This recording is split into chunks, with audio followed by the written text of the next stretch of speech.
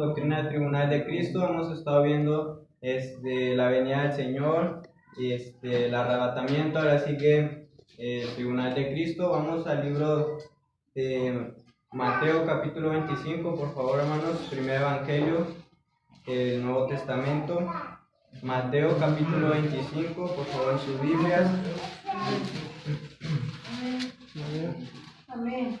Mateo 25, leeremos del versículo 14 al 30, leeremos alternadamente, yo leo el 14, así sucesivamente hasta el versículo 30 y nos reuniremos. Mateo 25, 14 al 30. Si nos pusiéramos de pie, hermanos, para leer esta lectura, después nos sentamos para proseguir. Mateo 25, 14, note el subtítulo, dice parábola de los talentos. Dice así el 14: porque el reino de los cielos es como un hombre que yéndose lejos llamó a sus siervos y les entregó sus bienes. ¿Usted? A uno dio 5 talentos, a otro 2 y a otro 1, a cada uno conforme a su capacidad, y luego se fue lejos. Y el que había recibido 5 talentos fue y negoció con ellos y ganó otros 5 talentos. Asimismo, el que había recibido 2 ganó también los otros 2. Pero el que había recibido 1 fue y cavó en la tierra y escondió el dinero de su señor. Después de mucho tiempo vino el señor de aquellos siervos y arregló cuentas con ellos. Y llegando el que había recibido 5 talentos, trajo otros 5 talentos, diciendo: Señor, 5 talentos me entregaste, aquí tienes, he ganado otros 5 talentos sobre ellos. Y su señor le dijo: bien, buen siervo y fiel, sobre poco has sido fiel, sobre mucho te pondré, entra en el gozo de tu señor. Llegando también el que había recibido 2 talentos, dijo: Señor, 2 talentos me entregaste, aquí tienes, he ganado otros 2 talentos sobre ellos. Su señor le dijo: bien, buen siervo y fiel, sobre poco has sido fiel, sobre mucho te pondré, entra en el gozo de tu señor. Pero llegando también el que había recibido 1 talento, dijo: Señor, te conocía que eres hombre duro, que ciegas donde no sembraste y recoges donde no esparciste. Por lo cual tuve miedo y fui y escondí tu talento en la tierra. Aquí tienes lo que es tuyo. Respondiendo su señor le dijo: siervo malo y negligente, sabías que ciego donde no sembré y que recojo donde no esparcí. Por tanto, debías haber dado mi dinero a los granjeros, y al venir yo hubiera recibido lo que es mío con los intereses. Quitadle pues el talento y dadlo al que tiene 10 talentos. Porque al que tiene le será dado y tendrá más, y al que no tiene, aún lo que tiene le será quitado. Todos juntos. Y El siervo inútil echadle en las tinieblas de afuera, allí será el lloro y el crujir de dientes. Oremos. Padre eterno, le pedimos, Señor, iluminación y pues entendimiento sobre esta doctrina. Ayude, Padre, que también nos sea edificación de exhortación, ya que pues contiene una muy grande enseñanza, una enseñanza de ánimo, Padre, que sea para ánimo aquí a los hermanos y no para desánimo ni otra cosa. Guárdeme de cometer un error doctrinario y ayúdanos a comprender esta doctrina, Padre, y pues ayúdanos a ser buenos siervos y fieles, y pues ayúdame a enseñar bien todo. Se lo pido todo esto en el nombre de Cristo Jesús. Amén. Tomen sus asientos, por favor, hermanos. Como les dije, hermanos, tenemos doctrina del tribunal de Cristo.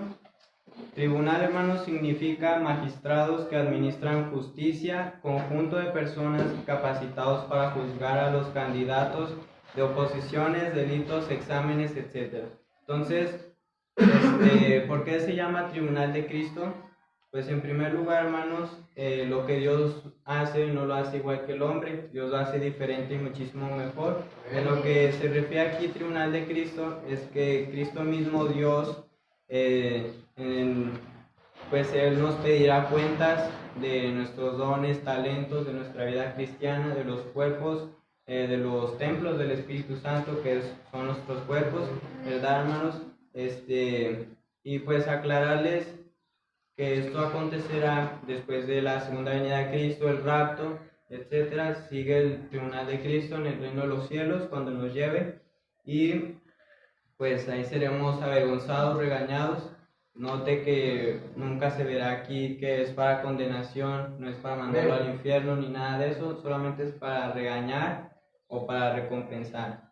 Vayamos al libro de Romanos, capítulo 14, versículo 10, un pasaje que vimos la semana pasada, pero lo podemos recordar otra vez.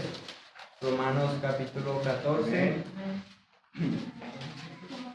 Y hermanos, existen varios mitos de cosas que hay en el cielo, como por ejemplo la balanza, que si pesa más malas obras te vas para abajo, que si pesan más las buenas obras te vas para arriba. Eso es mentira, hermanos. En el tribunal de Cristo nunca se menciona que esto vaya a pasar, que Dios tenga esto en su tribunal. Eso es mentira, hermanos.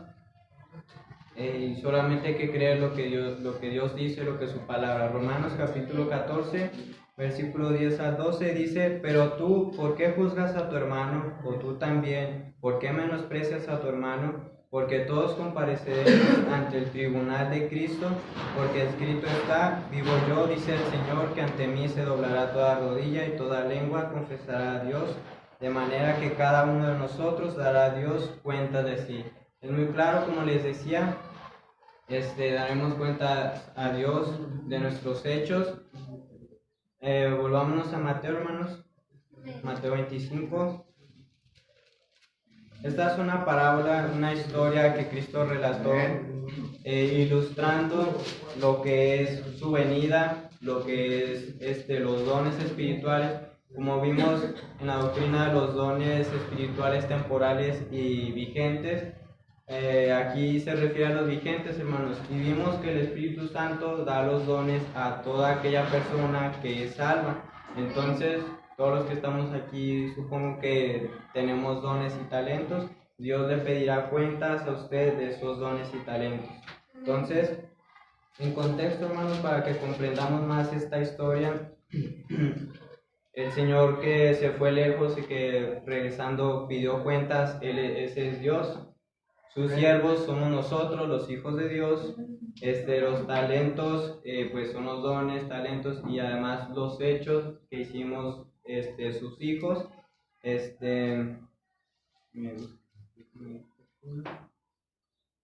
Hermanos, y también si usted se pregunta, ¿y qué es un talento? Bueno, en aquel entonces pues era dinero, era unas monedas, y Dios hace ver que sus dones pues son tan valiosos como el dinero, o que deberían de serlo, ¿verdad? Así como usted anhela tanto el dinero, así deberán anhelar sus dones, ponerlos en práctica. Y como el dinero, pues, si lo pone usted a trabajar, el dinero puede generar más producción, más dinero, etcétera, más ganancias. Así igual los dones. Si usted tiene el don, pues de predicación, pues va a ser de bendición a mucha gente, va a poder aconsejar bien, va a poder a dar advertencias, y si ellos siguen lo que usted les enseña para bien y que eviten lo malo, ahí usted estará dando más frutos, etc. Entonces, recalcando ese punto, hermanos, cuando aquí se menciona el último versículo que leímos todos juntos: en el tribunal de Cristo va a haber un lugar de los hipócritas. Si ustedes analizan, dice que será el lloro, el crujir de dientes, tal cual, pues sí será un lugar feo, pero no en cuanto en apariencia, sino se sentirá ese lugar feo por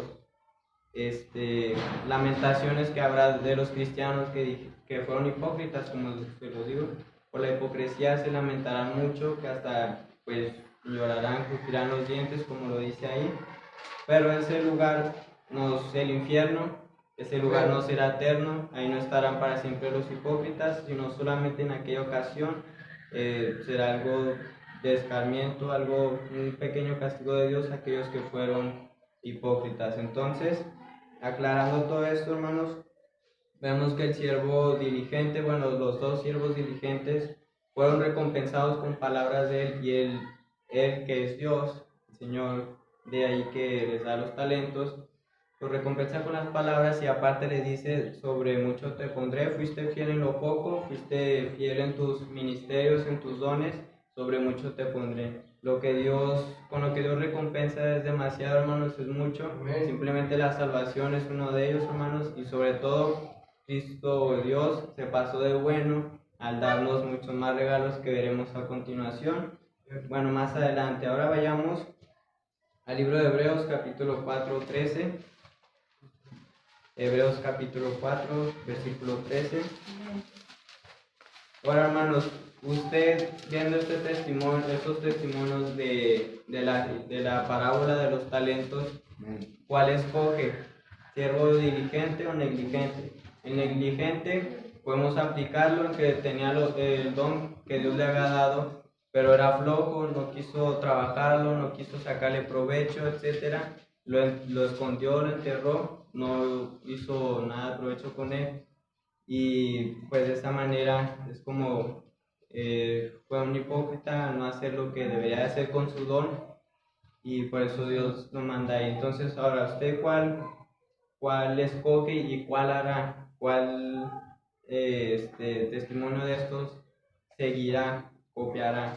¿Copiará a los buenos que hicieron lo bueno y recibieron recompensas, o al malo que no recibió nada y pues parte fue avergonzado? Entonces usted responda a esa pregunta y sobre todo hágalo, y pues si escogió mal en que no va a hacer nada, pues ya sabe la respuesta en qué tendrá, que es nada, aparte de vergüenza y todo ello, ¿verdad? Hebreos 4:13.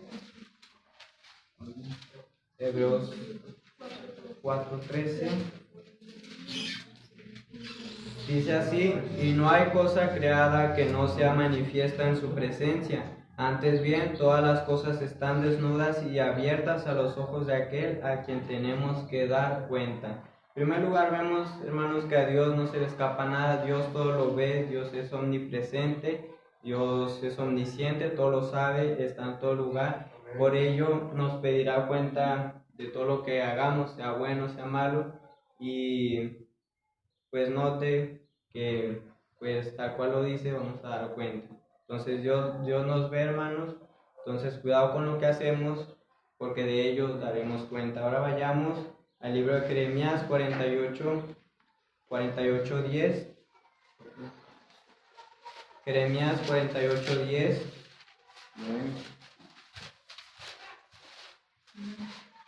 Ya hablamos sobre los dones. Ahora, hermano, usted tiene un don, tiene que hacerlo.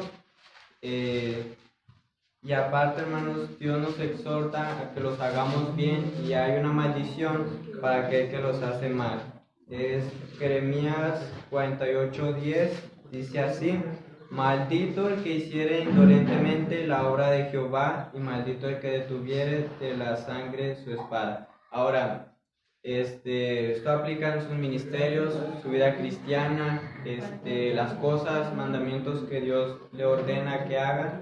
Si usted lo hace con indolencia, si usted lo hace con flojera, si usted pues de plano no lo hace, Dios hace ver como si fuera una maldición esto, porque usted será avergonzado en el tribunal de Cristo. Entonces imagínense a qué grado llegará a aquel punto en que Dios lo regañe y lo avergüence. Si de por sí en el libro de Éxodo vemos que el pueblo de Israel estaba con miedo y temblando y alejados del monte cuando Dios estaba mostrando su poder, y ahora imagínense que Dios tiene pues voz como de truenos, de relámpagos, regañándole a usted delante de millones de cristianos de todas las generaciones. Pues será algo muy vergonzoso, algo muy horrible, muy feo. Por eso Dios lo hace ver como una maldición para nosotros. Si Dios te vergüenza, hermanos, será una tremenda vergüenza en aquel día. Entonces, pues a echarle ganas, hermanos, que no acontezca eso con ninguno de la iglesia de reconciliación. Vamos también que Dios pedirá cuenta de los pastores. Vamos a Hebreos 13:17.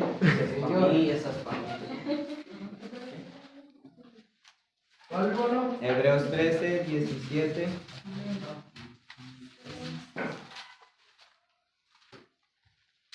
Hebreos 13:17. Nuestro pastor nos lo lee, por favor. Obedeced a vuestros pastores y sujetaos a ellos. Amén. Gloria a Dios. Porque ellos velan por vuestras almas, como quienes han de dar cuenta, para que lo hagan con alegría y no quejándose, porque esto no os es provechoso. Bueno, los pastores, misioneros, evangelistas, etcétera, todos ellos no van a quedar excluidos del tribunal de Cristo. A ellos también Dios les va a pedir cuenta, y con más razón, porque como vemos en la Biblia, en el Antiguo Testamento, si el rey estaba mal, todo el pueblo, o al menos la mayoría, se descarriaba, también andaban mal. Entonces, si el pastor está mal, por ello toda la iglesia, o al menos la mayoría, también estará mal. Entonces Dios también pedirá más cuentas a aquel que tiene más responsabilidades sobre las ovejas, sobre el rebaño. Y pues yo le animo al pastor a que le eche ganas, siga adelante, y que dé cuentas bien a su Señor, ¿verdad? Vamos al siguiente punto. Vamos libro de Efesios, capítulo 5, del 1 al 20, Efesios 5, 1 al 20. Libro de Efesios 5, 1 al 20, por favor, hermanos, en sus Biblias.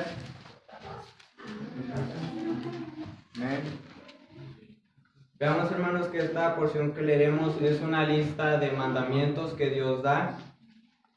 Lo leeré así rápido, hermanos, usted léanlo en su mente, con su vista. Dice así: note el título: andad como hijos de luz. Sed pues imitadores de Dios como hijos amados, y andad en amor, como también Cristo nos amó y se entregó a sí mismo por nosotros, ofrenda y sacrificio a Dios en olor fragante. Pero fornicación y toda inmundicia, avaricia, ni aun se nombre entre vosotros, como conviene a santos, ni palabras deshonestas, ni necedades, ni truanerías que no convienen, sino antes bien acciones de gracias, porque sabéis esto, que ningún fornicario o inmundo o avaro, que es idolatría, tiene herencia en el reino de Cristo y de Dios. Nadie os engañe con palabras vanas, porque por estas cosas viene la ira de Dios sobre los hijos de desobediencia. No seáis pues partícipes con ellos, porque en otro tiempo erais tinieblas, mas ahora sois luz en el Señor. Andad como hijos de luz, porque el fruto del Espíritu es en toda bondad, justicia y verdad, comprobando lo que es agradable al Señor. Y no participéis en las obras infructuosas de las tinieblas, sino más bien reprendedlas. Porque vergonzoso es aún hablar de lo que ellos hacen en secreto, mas todas las cosas, cuando son puestas en evidencia por la luz, son hechas manifiestas, porque la luz es lo que manifiesta todo. Pero por lo cual dice: despiértate tú que duermes, y levántate los muertos, y te alumbrará Cristo. Mirad pues con diligencia cómo andéis, no como necios, sino como sabios, aprovechando bien el tiempo, porque los días son malos. Por tanto, no seáis insensatos, sino entendidos de cuál sea la voluntad del Señor. No os embriaguéis con vino, en lo cual hay disolución, antes bien sed llenos del Espíritu, hablando entre vosotros con salmos, con himnos y cánticos espirituales, cantando y alabando al Señor en vuestros corazones, dando siempre gracias por todo a Dios y Padre, en el nombre de nuestro Señor Jesucristo. Un pasaje, hermanos, que nos enseña pues mandamientos, estatutos que Dios ordena, nos enseña, pues nos aconseja a que hagamos esto y aún más. Y ahora, ¿por qué, hermanos? En el contexto, porque Dios quiere que demos buenas cuentas a Él. Dios quiere que andemos como Él es, santo, perfecto, en todo ello. Y esta es una pues muy pequeña lista de todos los mandamientos, estatutos que Dios quiere que nosotros hagamos para dar cuentas buenas a Él, para agradarle, para no ser avergonzados, ¿verdad? Vayamos ahora al libro de Lucas, capítulo 12, 47 y 48. Libro de Lucas, capítulo 12.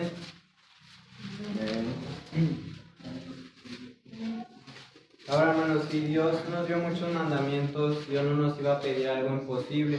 Dios sabe que lo podemos cumplir. Ahorita veremos herramientas y armadura que Dios nos dio para que lo podamos hacer como Él quiere.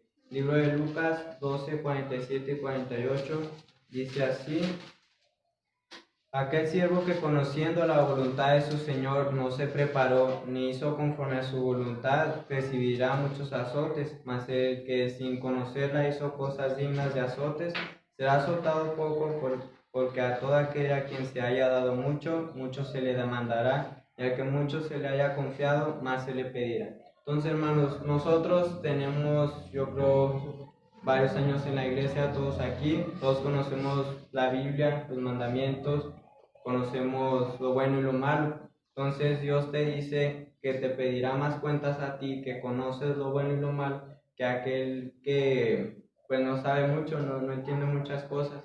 Entonces, hermano, cuidado con eso. Dios le pedirá más cuentas. Vayamos al siguiente pasaje, Proverbios 15:3, un proverbio muy conocido. Libro de Proverbios 15:3. Proverbios 15:3. Dice así: los ojos de Jehová están en todo lugar, mirando a los malos y a los buenos. Otro versículo que nos enseña que Dios todo lo ve, por ello recordando que nos pedirá cuentas, ¿verdad? Ahora, viendo todo este contexto, usted podrá decir: no, es que es muy difícil, es exagerado, nadie puede llegar a cumplir los mandamientos de Dios. Pues nunca se podrá llegar a ser perfecto, hermanos, pero sí se llegará a poder parecerse muchísimo a Cristo. ¿Por qué cree que los cristianos se les llamaban cristianos por primera vez? Fue porque imitaban muchísimo a Cristo y dijeron ellos: son Cristos pequeños, que es como se podría decir la palabra, es un sinónimo de la palabra cristianos, Cristos pequeños. Entonces, por ello sí se puede, hermanos, como los cristianos de aquel entonces pudieron imitar mucho a Cristo y ahí se nos puso este título. Así también hoy en día puede obrar con nosotros el poder de Dios y el Espíritu Santo, y veremos la solución para que usted dé mejores y buenas cuentas. Vamos al libro de Gálatas, capítulo 5. Que hay que poner mucha atención, hermanos. Si usted quiere dar buenas cuentas a Cristo, entonces ponga atención a lo que leeremos. Libro de Gálatas, capítulo 5, 22 a 26. Note, dice así: mas el fruto del Espíritu es amor, gozo, paz, paciencia, benignidad, bondad, fe, mansedumbre, templanza. Contra tales cosas no hay ley. Pero los que son de Cristo han crucificado la carne con sus pasiones y deseos. Si vivimos por el Espíritu, andemos también por el Espíritu. Ahora, hermanos, todos cuando somos salvos, el Espíritu Santo vive en nosotros. Aquí a lo que se refiere el fruto del Espíritu se refiere cuando uno se llena del Espíritu Santo. ¿Y cómo uno se puede llenar del Espíritu Santo? Pues orando, leyendo la Biblia, ganando almas, estando en la iglesia y pues muchas cosas más. Si uno hace esto seguidamente y en un buen tiempo, no tan solamente poquito, uno se llena del Espíritu Santo, y vimos que es el fruto del Espíritu Santo. Es pues todo lo bueno, usted lo tendrá si usted se llena del Espíritu Santo. Y llenándose del Espíritu Santo, usted tendrá todo esto bueno, y aparte le será,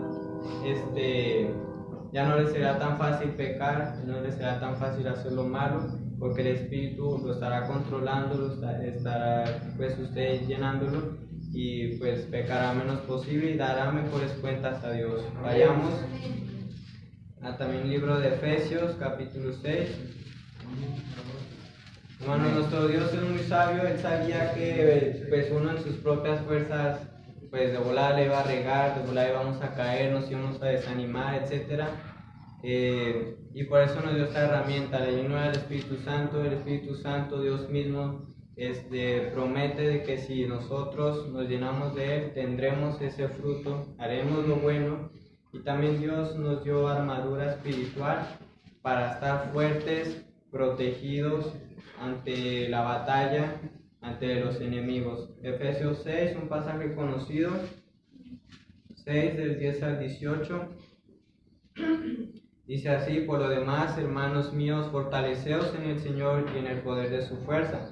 La manera en que usted se fortalece es en la oración, lectura de la Biblia, yendo a la iglesia, etc. Vestíos de toda la armadura de Dios para que podáis estar firmes contra las asechanzas del diablo. Si usted se pregunta cuál es esa armadura, la veremos a continuación, porque no tenemos, y aparte Dios nos aclara con quién nos tenemos, contra quién tenemos guerra espiritual. Dice: porque no tenemos lucha contra sangre y carne, sino contra principados, contra potestades, contra los gobernadores de las tinieblas de este siglo, contra huestes espirituales de maldad en las regiones celestes. Por tanto, tomad toda la armadura de Dios para que podáis resistir en el día malo, y habiendo acabado todo, estar firmes. Estad pues firmes, ceñidos vuestros lomos con la verdad, y vestidos con la coraza de justicia, y calzados los pies con el apresto del evangelio de la paz. Sobre todo, tomad el escudo de la fe, con que podáis apagar todos los dardos de fuego del maligno, y tomad el yelmo de la salvación, la espada del Espíritu, que es la palabra de Dios, orando en todo tiempo con toda oración y súplica en el Espíritu, y velando en ello con toda perseverancia y súplica por todos los santos, etcétera, hermanos. Entonces, uno al ponerse la armadura de Dios, pues va a estar protegido, no fácilmente será herido, no fácilmente caerá, sino podrá estar firmes, como ahí lo dice. Y dice que aunque todo esto acabe, hay que estar firmes. ¿Y cómo lo haremos? Llenándonos del Espíritu Santo y poniéndose la armadura. La armadura es la oración, la fe, el Evangelio, y pues todo lo que leímos, la Biblia, etcétera, hermanos. Entonces, haga usted estos dos pasos, poniéndose la armadura y llenándose del Espíritu Santo, y usted difícilmente se desanimará, usted difícilmente dará malas cuentas a Dios en el tribunal de Cristo, y de lo contrario, pues recibirá más recompensas y más halagos de Dios hacia usted. Amén. Vayamos. ¿Cuánto me queda de tiempo? 5. Vamos así rápido, hermanos. Como les decía al principio, hay regalos específicos que Dios nos menciona. Vamos a 2 Timoteo 4:8. 2 Timoteo 4:8. Todos los regalos que haremos a continuación son coronas, literalmente, hermanos. Dios recompensará con coronas en el reino de los cielos. La corona de justicia, 2 Timoteo 4:8, dice así: por lo demás, me está guardada la corona de justicia, la cual me dará el Señor, pues justo en aquel día. En aquel día se refiere en el tribunal de Cristo, y no solo a mí, sino también a todos los que aman su venida. Ojo, hermanos, aquí recalcando que Dios solamente le dará esta corona a aquellos que aman su venida. Amén. ¿Y cómo podemos saber que alguien ama su venida? Porque hace lo que le mandó. Ahorita estamos viendo que ama a Dios guarda sus mandamientos. Entonces, si usted ama la venida de Dios, es porque ama a Dios, y aparte porque pues hace lo que Dios le pide, los mandamientos, los estatutos, y Dios le premiará con esta corona por la santidad y la obediencia que usted llevó a cabo con los mandamientos y su voluntad. Amén. Ahora veamos también, hermanos, que esta corona no se dará a aquellos que dicen que nuestro Señor tarda en venir, que les vale, que son flojos, que son hipócritas. Dios a ellos no les dará esta corona, solamente a aquellos que en verdad aman su venida. Segunda corona, hermanos, corona de vida, Apocalipsis 2:10.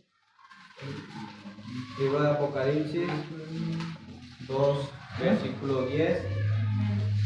Así rapiditos, hermanos, pongan atención por favor. Dice: no temas en nada de lo que vas a padecer. He aquí, el diablo echará a algunos de vosotros en la cárcel para que seáis probados, y tendréis tribulación por 10 días. Sé fiel hasta la muerte, y yo te daré la corona de la vida. Muchos malinterpretan este texto. Muchas religiones dicen que es de la salvación, que así se gana la vida eterna, que siendo fiel, que etcétera, etcétera. Y no se refiere a esto, hermanos, se refiere a que la corona de la vida Dios se la dará a aquellos que en sentido figurado mueren a sí mismos, Amén. al yo, para vencer las tentaciones y sobre todo para vivir en el servicio de Dios. Entonces, Amén. esa es la interpretación correcta de este versículo, no de la salvación. Es una recompensa a los que no han sido salvos, pero que murieron al yo, hicieron la voluntad de Dios en su servicio. Vamos, tercera corona incorruptible, 1 Corintios 9:25. 1 Corintios 9:25. Dice, todo aquel que lucha, de todos se abstiene. Ellos a la verdad para recibir una corona corruptible, pero nosotros una incorruptible. Entonces, hermanos, esta corona se le dará a aquellos cristianos que se abstienen de pecar, que tienen dominio propio, que se dominan a sí mismos y que pues hacen la voluntad de Dios, como les decía. Y pues para que usted diga tener esta recompensa y más fácil, pues haga los 2 puntos que vimos, llénese el Espíritu Santo, póngase la armadura. Ahora vamos a la cuarta corona de regocijo, 1 Tesalonicenses 2:19. 1 Tesalonicenses 2:19. 1 Tesalonicenses 2:19. Dice, porque ¿cuál es nuestra esperanza o gozo o corona de que me gloríe? ¿No lo sois vosotros delante de nuestro Señor Jesucristo en su venida? Ahora vayamos a Filipenses 4:1. Libro de Filipenses 4:1. Allá atrásito, hermanos, Filipenses 4:1. Dice, así que hermanos míos, amados y deseados, gozo mío y corona mía, estad así firmes en el Señor, amados. Aquí Pablo hablando a los que había ganado el para Cristo, a los que él había estado pues discipulando, etcétera, mandándoles estas cartas, les dice corona mía. Ahora, ¿a qué se refiere esta corona? ¿Qué es y cómo se obtiene? Pues es, hermanos, aquellos para los que aquellos por los que ganan almas y hay arrepentimiento, y dice la Biblia que cuando un pecador se arrepiente hay gozo. Entonces se llama corona de regocijo o de gozo, porque aún al ganar almas la persona se arrepiente, hay gozo y regocijo en los cielos. Amén. Y uno mismo debería también tenerlo cuando la gente es salva. Amén. Esta es la corona. Ahora vamos, última corona de gloria. Esta solamente es para los pastores, hermanos. 1 Pedro 5:4. Ahí sí en esta nadie se la puede obtenerla a menos que sea hombre y sea llamado por Dios y haga el pastorado. Corona de gloria, 1 Pedro 5:4. Un hermano que lo lea, por favor. 1 Pedro 5:4. Un hermano o hermana que lo lea, por favor. Y cuando aparezca el príncipe de los pastores, vosotros recibiréis la corona incorruptible de gloria. Entonces, esta es la corona que es para los pastores solamente. Y ahora, si usted se pregunta, ¿qué haremos con esos premios, esas coronas? Veámoslo en Apocalipsis 4:10. Apocalipsis 4:10. Dice, los 24 ancianos se postran delante del que está sentado en el trono y adoran al que vive por los siglos de los siglos y echan sus coronas delante del trono diciendo, Señor, digno eres de recibir la gloria y la honra y el poder, porque tú creaste todas las cosas y por tu voluntad existen y fueron creadas. Entonces aquí la iglesia está representada por 24 ancianos. Amén. Y ellos en el tribunal de Cristo reciben las coronas y después de recibirlas dan gloria y honra a Dios dándole las coronas. También se menciona en Salmos 115, libro de Salmos, capítulo 115, y aquí terminamos. Salmo 115. Amén.